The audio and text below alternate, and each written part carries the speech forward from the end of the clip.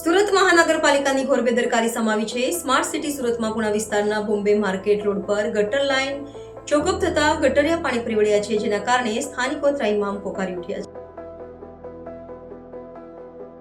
સુરતના પુણા વિસ્તારમાં Bombay market road પર સંસ્કારધામ સોસાયટી પાસે આજે ગટરિયા પૂર જેવી સ્થિતિ સર્જાઈ હતી।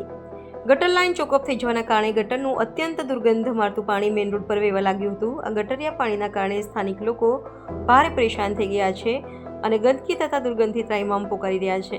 મેઇન રોડ પર આ ગંદુ પાણી વહેવાના કારણે વાહન ચાલકો માટે અકસ્માતનો ભય પણ વધી ગયો છે। એટલું જ નહીં, આ ગટરિયા પાણી આસપાસની અન્ય સોસાયટીઓમાં પણ જવાથી ત્યાં પણ દુર્ગંધ ફેલાઈ રહી છે, જેના કારણે લોકોનું સ્વાસ્થ્ય જોખમાઈ રહ્યું છે। સ્થાનિક લોકોનો આરોપ છે કે વારંવાર રજૂઆત કરવા છતાં સુરત મહાનગરપાલિકા દ્વારા ગટર લાઇનની સફાઈ અને ચોકઅપ દૂર કરવાની કોઈ કાર્યવાહી કરવામાં આવી રહી નથી, જેના પરિણામે આજે સ્થિતિ સર્જાઈ છે।